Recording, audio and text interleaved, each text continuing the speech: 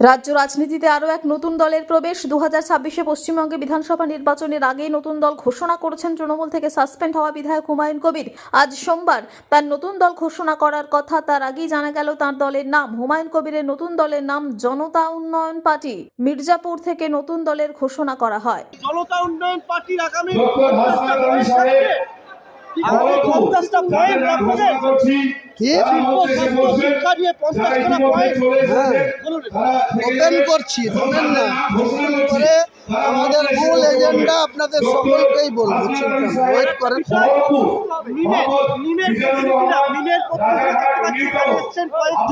Join করবে, মিমের যারা আছে জয়েন করবে।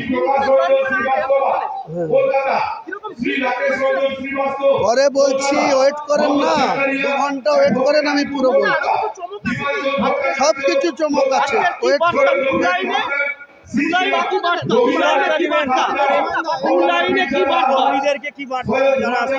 আপনি একটু ওয়েট করুন, আমি সব বলবো, আপনাদের সব জানাবো। আপনাদের নিশ্চয়ই জানার অধিকার আছে, আপনি একটু ওয়েট করুন, সব জানাবো।